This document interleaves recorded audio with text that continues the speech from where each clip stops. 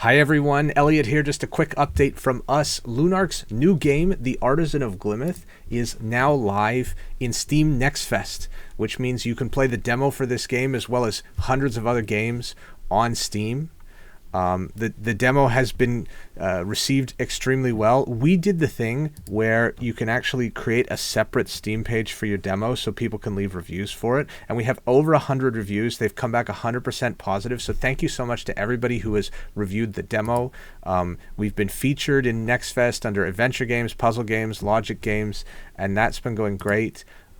We got a wonderful preview written on Thinky Games about us. They seem to really love our game over there. And they also played 50 puzzle demos and recommended ours first in the article they wrote about it. So absolutely fantastic. Check out Fry Candle's game too, The Button Effect. It's really awesome. There's been some awesome YouTube content created about the demo. And we set up a link tree with all of our socials. We have started a Discord server for the Artisan of Glimeth. I will drop the link in the description. But if you join this Discord, you could chat with the devs. You could talk about the game. The game itself does have a puzzle editor in it. So I think the community that will be creating and editing a lot of the puzzles, that may take place on Discord a little bit. If you have not yet checked out the game, this is what the overworld looks like. It is a logic puzzle game based on a puzzle type called region division. I'll show you quickly what one of the puzzles looks like. This is sort of an intro to medium level puzzle. The goal is to cut the region up into shapes. The entire region has to be partitioned into shapes. In this case, we have a shape bank, which tells us the type of shapes we're allowed to use, and these can be reflected and rotated.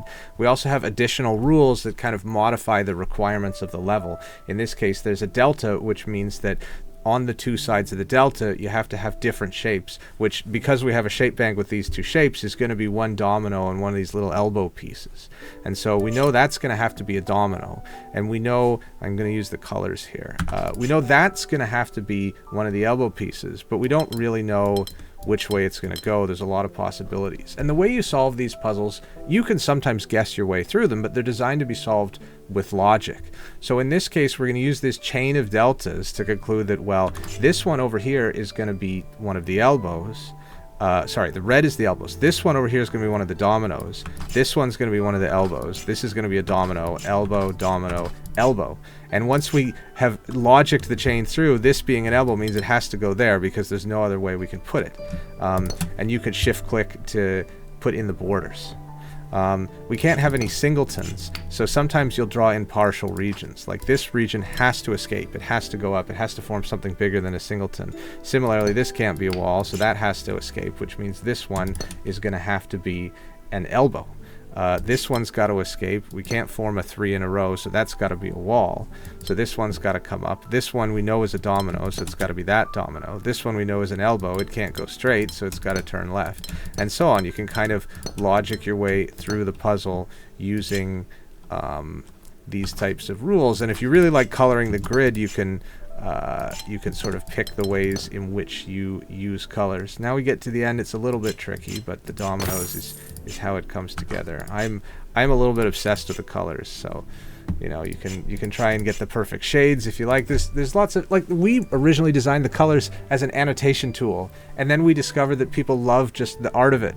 And that was one of the things that made us make the whole game about stained glass, because the beauty in the colors is actually one of the things that inspires people. And I become a little bit obsessive about trying to get the colors just right and create something aesthetically pleasing when you're doing a grid. So, that's basically the game. It's a logic puzzle game. There are some very minor hidden object things in the overworld, but it's pretty much just a puzzle game. There are significantly more difficult puzzles.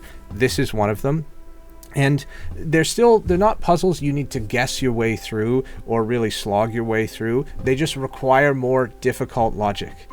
Like in this grid, for example, you have these rose window symbols, and you need every region of the grid to contain exactly one of each. In this case, there are 5 different symbols, and there are these 5 different sort of lobes on the side of the grid, and you might be able to make some logical arguments about where the paths in the puzzle or the regions of the puzzle need to flow in order to get one of each into every region of the grid. And so you could solve the entire puzzle logically. You don't need to guess, but you sort of take individual logical steps that together seem small, but once you've done them all, get you to the solution. And that's the type of game this is. It's very much inspired by paper puzzles and a little bit World Puzzle Championships or US Puzzle Championships, which some of our team used to do, but we've tried to make that content accessible. There's puzzles that are super easy that will teach you the tricks, and then there's puzzles that will introduce complexities and interactions between multiple rules that will result in you kind of having to think a little bit more. There's a lot more advanced stuff later in the game. I'll show you this. This is the compass rule. It's my absolute favorite rule in the game. It just counts cells that are further north, south, east, or west. This is the first tutorial, but stuff gets a lot more complicated. And obviously, this turns out to be enough clues to logically deduce the entire solution to the grid. And how and why is a little bit of a mystery for you to figure out. There's a crazy endgame area with really difficult stuff. I'll give you a preview of one such puzzle. Let's look at this one. But yeah, these are some more advanced rules, and the rules themselves also have interesting emergent complexities. Like, there can't be a point where exactly 3 borders meet. Well, that means something very interesting in terms of what the edges of the grid do in the final solution. And those types of discoveries are yours to figure out when you play the game. So that's a brief look at the Artisan of Glimeth. Please give it a try, wishlist the game on Steam, play the demo, share it with your friends. All the links are in the description. Thanks everybody, see you later. Oh, and the game is coming out, we're aiming for March 17th. We were thinking a little bit earlier, but then Slay the Spire 2 is dropping March 5th, so we're pushing back a little bit. But March 17th is our current date, assuming Steam approves everything and we're good to go. And the puzzle editor will go live day 1 when the game comes out, so look forward to that as well. See you later.